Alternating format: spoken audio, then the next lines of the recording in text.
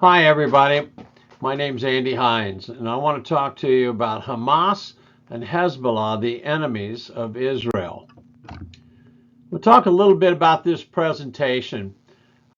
Julie and I have been with Living Hope for 10 years, since the beginning, actually 11 years, since the beginning of the church. I'm interested in investigating biblical responses to the current chaos that we're facing. The purpose of this presentation is to understand the unholy events and our biblical response to them. That's been a concern of mine. What is my response? I know what my personal response is, but that's no good. I know that. I want to know what is the biblical response. I want to identify these events on the timeline, the biblical timeline. Here's the end times map, and where do we fit on the map in this time? Are we in the wars and rumors of wars, or are we past that and moving into the tribulation? There's a lot of things going on. There's a lot of moving parts. We want to understand more about them and where we fit into them.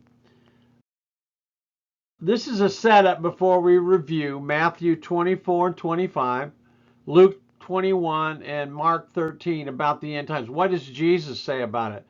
We will look at that through the eyes of a Harmony of the Gospels put out by the Holman Christian Standard Bible.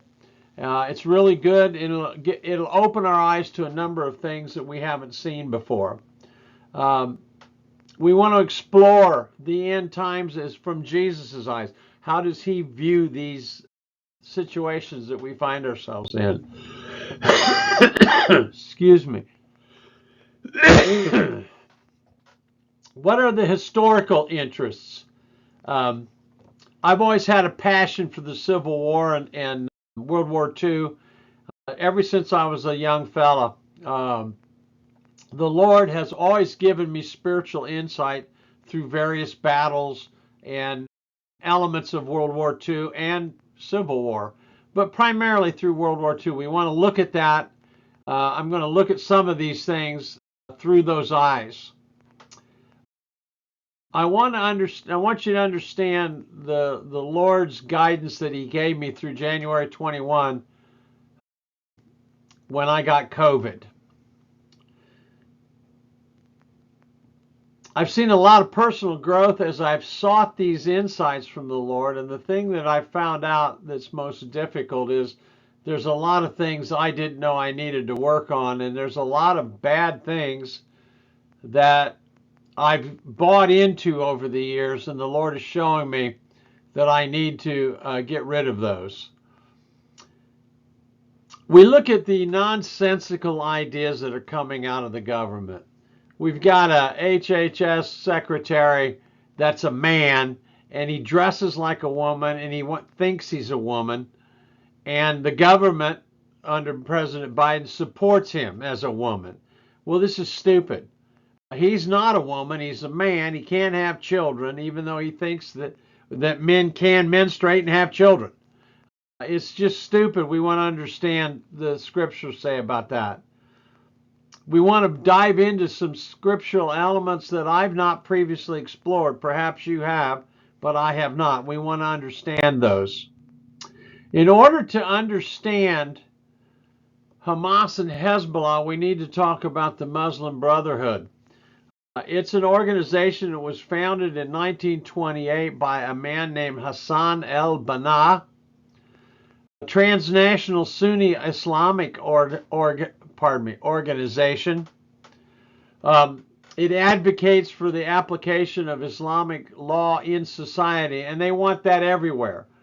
We know that's not good for women. You can look at the images of the women in Muslim societies. That's not good. They wear burqas, and it's just a mess. They have honor killings and et cetera, et cetera. So it's not good, and we want to avoid that, but that's one of their objects. The Muslim Brotherhood comprises social, charitable organizations, political, and military wings. It gives a lot of money out to do good things, but it has a military wing and a political wing that helps promote Hamas and Hezbollah. It engages in a number of various activities, including occasional violence against opponents and regimes that disagree with it. The global perception of the Muslim Brotherhood, it varies. Some countries support it because they hate Israel. Other countries call it a terrorist organization. The United States, most of the West does. And these countries offer support and recognition to the Muslim Brotherhood. In addition, they've significantly influenced the formation and development of Hamas and Hezbollah. Hamas is an offshoot of the Muslim Brotherhood that was founded in 1987 in response to the first intifada. They governed the Gaza Strip since 2007 with both political parties and military wings. Now, in the formation of Hamas and the upgrading of the, quote, election that they had there, Hamas has been in charge of the Gaza Strip since 2007. And you can see they're not good managers of their time and resources. They've built weapons. They don't care about their people. They don't care about the children that are there. They build their headquarters underneath hospitals. So that's the type of people that we are dealing with. Hezbollah is backed by Iran. Hamas is certainly supported by Iran, but Hezbollah was an Iranian group. They formed in 1982 as a result of Israel's incursions into Palestine to eliminate the PLO. Now, that's the Palestine Liberation Organization that was headed by a terrorist named Yasser Arafat. Many people don't remember that or know that. It's 40-some years ago, 41 years ago. But that's where the Hezbollah founded as an outgrowth of that. They both share the goals of destroying Israel. Hamas and Hezbollah both want to do that. It was formed in the middle of the Hezbollah was formed in the middle of the Lebanese Civil War, and the political structure in Lebanon at that time was split up among three groups: the Muslim Shias, the Sunni Muslims, Shiite Muslims, and the Amal Christians, Maronite Christians. So there was a religious order that had those three factions, religious factions, all are incompatible as oil and water, and it broke out as you would imagine. The Shiite militia Iranian Shiites opposed Israel, and so they began to fight with them. They evolved into the party of God. That's what Hezbollah means. And Israel is constantly under bombardment by them in the northern part. There's always pressure there, and Hezbollah is completely supported by Iran. The original invasion by Israel was to remove PLO fighters, and as the dust settled and the smoke cleared, Hezbollah became a working faction against Israel. Hezbollah's internal challenges in 2019, there was protest against the coalition, the reigning coalition, Hezbollah Amal coalition, and accusations of government corruption and economic stagnation were the reasons for these protests. The prime minister resigned in October 2019, and the new government formed in January 2020 faced a number of continued protests. The future outlook is not good. It's unlikely that they will lead to disarmament or an independent government, and it may lead to potential erosion of Hezbollah's influence in Lebanon over time as the people get more and more dissatisfied with their leadership. Now, speaking of Hamas, they were founded in 1987 in Gaza. It's a Palestinian Islamic group linked to the Muslim Brotherhood. Its objective is to establish an independent Islamic state encompassing historical Palestine, including present-day Israel, the West Bank, and the Gaza Strip. And as you listen to the virulent protests that students are putting out on campuses, Cornell, the Ivy League schools, and various schools, they say, from the river to the sea, Palestine will be free. Well, from the Jordan River to the Mediterranean wipes out Israel. That's what they want. That's their goal. They have political and military wings. As you can see with the military wing, they make a lot of their own rockets with the help of Iranians, and they execute attacks on Israel. Their shared objectives with Hezbollah is to wipe out Israel. That's just the bottom line. So when you think of those two, just remember that they are designed to tear up and destroy Israel. They have similar ideological backgrounds, but they vary in sectarian affiliations and regional interests. But they've experienced conflicts and cooperation in the past, depending on the prevailing political situation. Sometimes they get along, sometimes they don't, but the end result is they want to destroy Israel. Hezbollah aids Hamas by providing military expertise, bomb-making expertise, terrorist training tactics, and it all comes from Iran. In the current conflict, Hezbollah, they say, has anywhere from 100,000 to 150,000 rockets. Those come from Iran. Don't think that they don't. They come from Iran. Iran's behind this. And Hezbollah is putting pressure on the north side of Israel. Now, whether they'll create more fighting and attack, I don't know. I think two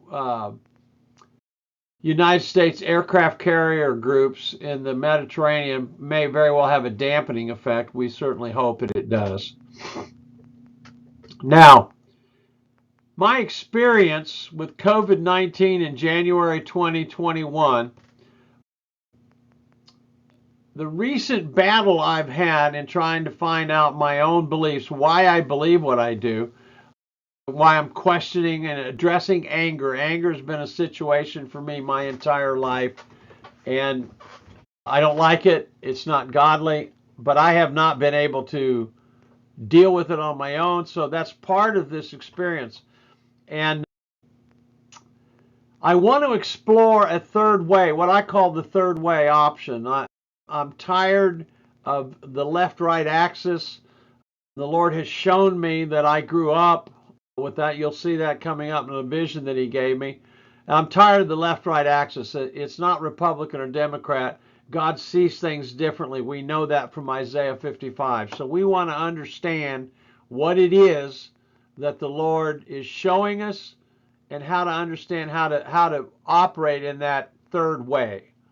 I want to understand how to respond to these situations so that I can align my views with what God sees, not what I see. And I've been trained to respond in all the wrong ways. The COVID-19 situation basically catalyzed that. Now, I got hospitalized in January 2021. On the 23rd, I went into the hospital. I was very sick. Julia and my sister, Candace, thought, well, perhaps he's going to die. And I didn't know they thought that. I knew I wasn't going to die, but I knew when I went into the hospital that I had some work to do with God, and I wanted to be there. I wanted to ask God these questions, and I knew I had to face it up. Well, while I was in there, I was in room 14. Julia told me to call when I got in there, and I did that. And I told her I was in room 14. Well, somewhere on the phone call, she mentioned Joe Biden. And I went ballistic. I was cussing her. I was cussing God. I was cussing the hospital. Anybody that was in the room. I was just mad, and I exploded. And to her everlasting credit, whoever she wasn't Nurse Ratchet, but whoever the nurse was, said, Mr. Hines, I'm going to give you something that'll help you relax. And she did, and I don't remember a thing. But after she gave me the shot, the Lord gave me a dream. Huge dream. I saw this forest. It was the largest forest I'd ever seen. It was as big as the Pacific Ocean. And through that forest, there was a river that snaked its way through from the back end to the front. And I could see that the river got through fine. And I knew that the river was the election. And the Lord was there watching this with me, and he pointed out that river to me and told me what was going on, and I knew immediately that it was going to be okay. And I even in the dream I did say this to the Lord, well, duh, even I can see that. And I woke up, but I had the same dream again, exactly the same dream again. And when I woke up, the Lord began giving me other scriptures and other insights. And the thing was when I woke up, I could remember everything about the dream in detail. I still can. But I couldn't remember exactly what it was that the Lord said why it was going to work out. I knew he said it would, but I couldn't remember why. And I was put in a position where I had to trust in his plan, even though I didn't have the answers. Now, after I came out of that, it led me to investigate 2 classes on what we call living in digital Babylon. I put a series of classes together. I read 25 different books, great books, to understand and dig into the cultural issues I was struggling with and some of the things that God has spoken to me about. I wanted to know more about it.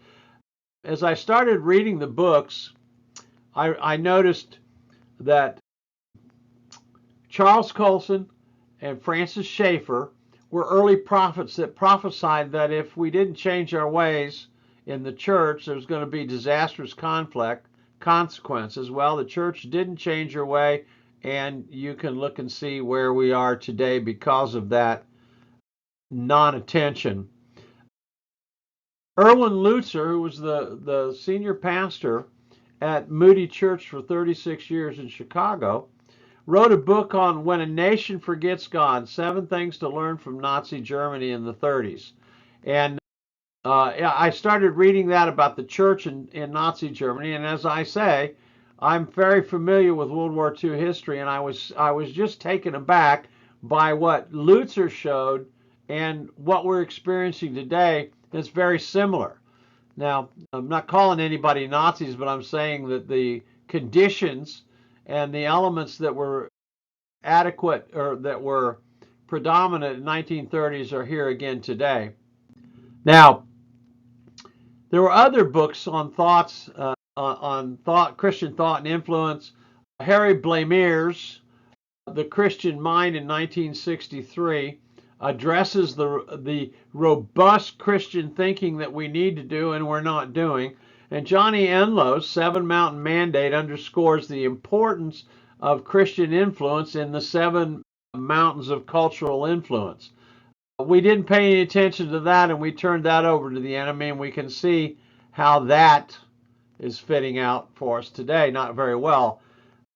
One of my favorite books was The Nation's Rage by David Slyker, that he simply attacked why the nations are so violently angry at Jesus and the things of God. Living in Digital Babylon was well received. It was classes. We probably had 12, 15, 16 classes, 1-hour classes. They were well received. And that was very important that I ran through that. And I've got a lot of PowerPoints out of it, and I'm going to redo them. under the and record them for review later. The Lord gave me Genesis 6:5 and I looked at that. Genesis 6:5 says, "The Lord came down, looked at man, and saw that the thoughts of his heart was evil continually, and that his he was wicked. His heart was wicked. He's evil all the time." Recognizing the relevance of this verse challenged my previous belief that the proper political candidate and the proper political party would produce a positive societal effect by having the right policy in place. As I reflected on that and I looked at what was going on in the kibbutzes when Hamas went in, Isaiah 13, 15, and 16 came up, and it was Isaiah describing what Babylon was getting ready to do to Judah, and the Lord was sending them in there to do that. They bashed babies' heads, they raped women, they put their captives to sword, the exact same thing that's going on today. So a lot of what we saw, as bad as it was, and Martha McCallum recently was showed an unedited video of it and said it was the most horrible thing she could ever imagine, the worst evil imaginable. Well, God's been aware of this for a long time. Man's been doing these kind of things for a long time. And we want to understand more about what our position is in the middle of this. Solomon's wisdom in Ecclesiastes tells us that what has been will always be, and what is now always has been. So in other words, there's nothing new under the sun. Despite the depths of human evil, the Lord remains aware and is in control. Even if these realities catch us off guard, they don't catch him off guard. The scriptures serve as a powerful guide for understanding and navigating the complexities of our contemporary world. Now, Genesis 6:5 highlights the pervasive wickedness in human thought and actions. Its relevance to today challenges the belief that society can produce good things on its own. It prompts a shift in perspective for me, acknowledging the nature and enduring evil that humanity struggles with. The idea that man is basically good is bad. It's wrong. The lessons from Isaiah 13, 15, and 16, 13 verses 15 and 16, show the grim reality of abandoning God and what will happen. And so the things that he talked about then are happening now. The scripture echoes in historical events what we're seeing now, and Solomon's wisdom reminds us that what has been will be. Now, we've got some ethical concerns about biomedical research, which is akin to the biblical Tower of Babel. Several experiments pose significant dangers, including ineffective vaccines and altering pathogen characteristics. These manipulations have potential implications for health and society. Now, think for a moment. Why would we want to take a benign virus and do gain of function research on it and develop a creature that would infect and kill millions nationwide? Why would we do that worldwide? What possible good with that? Well, through corruption and money, you can see Fauci and Dr. Collins from the NIH, National Institutes of Health. They promoted this and they paid for it with our money and then lied about it. So it's clearly a major problem. One of the other things, the vested interest groups that dictate the research agenda don't have the same priorities that we do. Their medical developments may be profitable, but not aligned with the genuine healthcare needs. I'm reminded when I was reading about this, about Jeff Goldblum in Jurassic Park, when he told Dr. Hammond, he said, "You were so concerned about being able to do it that you never asked the question, should you do it?" And that's what happened. Just because they can do a lot of these medical and biomedical uh, uh, things with genes and so forth doesn't mean they should. And the fact that they do it and say, well, this is going to be good because we can do this, there's 100 bad things that they're doing that are no good. And I don't want to belabor that, but those are things you need to think about. The holistic perspective suggests that biomedical research should be balanced with complementary and alternative medicine approaches to come up with the best healthcare solutions. Now, the Lord gave me a revelation about two skeletons with scaffolding, and I'm going to show you that in Psalm 139, verses 23 and 24 says basically this: O Lord, if there be any wicked way in me, show me and help me to walk in the righteous path.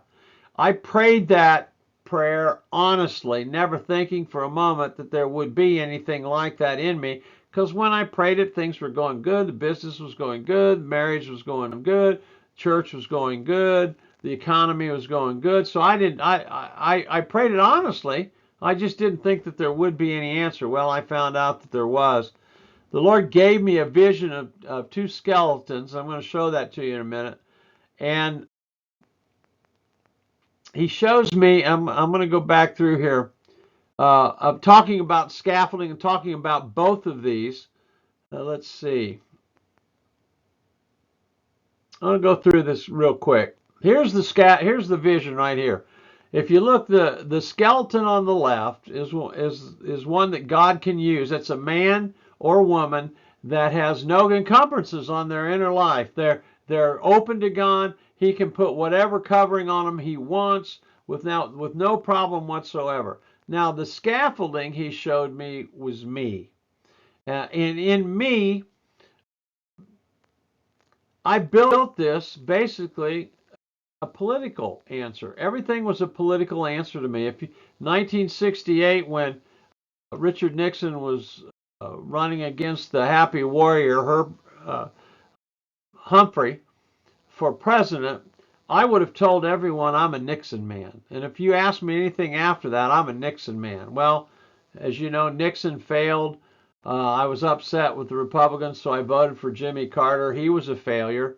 And then I ended up sticking with the Republican Party. Well, I found out since then that you can't trust either one of them. You want to be eaten by a starving tiger or a hungry lion. Those are the choices that we have to make. So I'm looking for that third way that I can get off of this left-right axis. The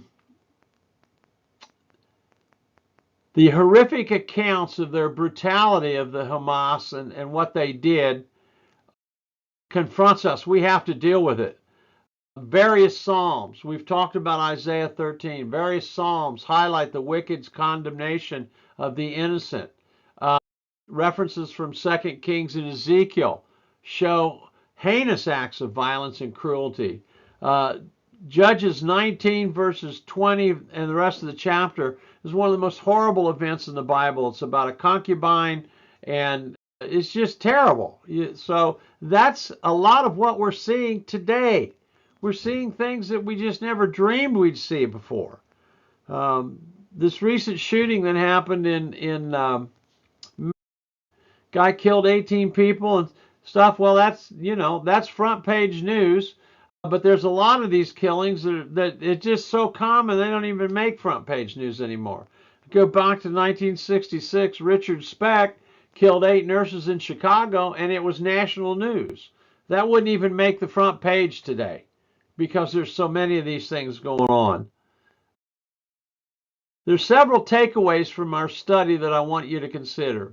We understand the players, the history of Muslim Brotherhood, Hamas, Hezbollah, and they provide a crucial context for our study. Number 2, COVID-19 was a catalyst for me to begin to dig into why I believe what I do and what I'm going to do about it. The pandemic catalyzed a new perspective, reminding us of the vastness of God's thoughts and ways and love, and that He's different from us. Remember Isaiah 55. Education, the disturbing trends from education, and I remind you that Deuteronomy 6, the first 6, 8 verses remind us that we're to teach these things to our kids so that they'll understand, and it's to be a priority. We've not done that, and now we've got these kids screaming, kill the Jews, gas the Jews. It's terrible. Can't understand where it came from? It's because we rejected God. And it's interesting, I believe there's a great study to go back to 1962 when prayer was taken out of the school. We'll see a lot of things happen after that that didn't happen before. We need to realign with Jesus' teachings. What does he teach about this? What is the corporate response as a country? What is my personal response? Are they different? We're going to dig into some of those challenges. Passages like Luke 6, 27 through 36, Matthew 12, and Hebrews 12 offer direction and encouragement in navigating these contemporary challenges. We want to embrace the difficult path. G.K. Chesterton, great comment. I love what he said. It's one of my favorite quotes of all time. He said, Christianity hasn't been tried and found wanting. It's been found difficult and not tried. The things that I'm asking, that the Lord's asking us to do, and that I'm finding out that I need to do and don't want to do, we've got to deal with those. And Hebrews 4:12 will give us the direction that we need to take. My study of digital Babylon led me into reading 25 books in detail. Great books. I don't want to belabor it any more about that, but they opened my eyes to the fact of the corruption and basically the corruption that's in our government and our economy and it's a society, and it's based on Genesis 5. The vision of the skeleton and the scaffolding was a key to showing me how I had carefully crafted a theology based on politics instead of the Word of God. The current processes I am dealing with show me how to tear down this unwanted structures. Genesis 6:5 and 11:5 showed me what God saw when he surveyed the landscape. And finally, Solomon showed us that there will be nothing new. And I want to leave you with a video on YouTube you should go see. Go Tell That Fox by John Ortberg. He will open your eyes to the political side of Jesus' ministry that you've not heard before. John is one of the best writers and teachers in America. I love his book. Said if you want to walk on water, you got to get out of the boat. And so I would challenge you to do that. And I'm going to pray and close things out right now. Father, I thank you so much for your time in showing us these things. Help us to walk with you, Father, and help us to learn what we can do and share those things in Jesus' name.